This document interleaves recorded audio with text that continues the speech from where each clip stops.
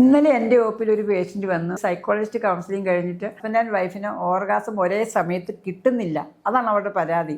Female orgasm എന്ന് പറയുന്നത് അതൊരു കൾച്ചറൽ മിത്താണ്. ഓർഗാസം എന്ന് എല്ലാവരുടെയും വിചാരം ഇരിക്കുന്നത് സെക്ഷൽ പിനിട്രേഷൻ നടക്കുമ്പോഴാണ് ഓർഗാസം വരുന്നത്. അങ്ങനെയല്ല സ്ത്രീകളെ സംബന്ധിച്ചിടത്തോളം അവരുടെ സ്റ്റിമുലേഷനാണ്. കാരണം നമ്മൾ ഫോർ പ്ലേ എന്ന് പറയുന്നു, അതുപോലെ തന്നെ നിപ്പിൾ സ്റ്റിമുലേഷന്, ഹഗ്ഗിങ്, ക്ലൈറ്റോറിസ് എന്ന് പറയുന്ന ഒരു ടിഷ്യൂ ഉണ്ട് അവിടെ വജീനയുടെ മുകളിലായിട്ട്. അതിൻ്റെ ടിപ്പാണ് നമ്മൾ കാണുന്നത്. ഒരു 10,000 നെർവ് സറൗണ്ടഡ്, ഭയങ്കര കംപ്ലീറ്റ് നെർവ് കൊണ്ട് സറൗണ്ട് ചെയ്തിരിക്കുന്ന ടിഷ്യൂ ആണ്.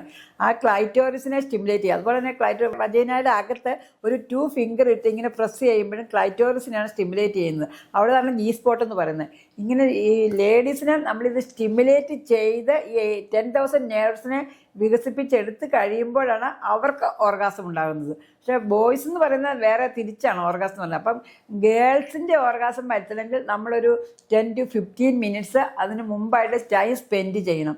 ബോയ്സ് എന്ന് പറഞ്ഞാൽ ഒരു 5 to 6 മിനിറ്റ്സ് കൊണ്ട് ഓർഗാസം വരും. ഇതൊരു മിത്തല്ല, ഇത് റിയൽ ഒരു ഫാക്റ്റാണ്. നമ്മളല്ലാതെ ഒരുമിച്ച് ഒരേ സമയത്ത് ഓർഗാസം വരാൻ ശ്രമിക്കില്ല. പിന്നെ ഓർഗാസത്തിൽ കൂടുതലും സെക്സ് പെനിട്രേഷനെക്കാളും കൂടുതലും അവരുടെ ഡിസയർ, അവരുടെ ഇൻറ്റിമസി, അവരുടെ open communication, husband and wife ഇത് ഓപ്പണായിട്ട് തുറന്നു പറഞ്ഞ് ചിലപ്പോൾ വൈഫ് തന്നെ കാണിച്ചു കൊടുക്കേണ്ടി വരും. ഇന്ന സ്ഥലത്ത് എന്നെ സ്റ്റിമുലേറ്റ് ചെയ്യണം, ഇന്ന പോലെ ചെയ്താൽ മാത്രമേ എനിക്ക് കിട്ടുള്ളൂ. ആ സെയിം ടൈമിൽ വൈഫും ഹസ്ബൻഡും ഒരേ സമയത്ത് ആ പിനിട്രേഷനും ഈ ഓർഗാസം കിട്ടാൻ വേണ്ടി നോക്കിയാൽ മാത്രമേ ഓർഗാസം ഒന്നിച്ചു വരികയുള്ളൂ.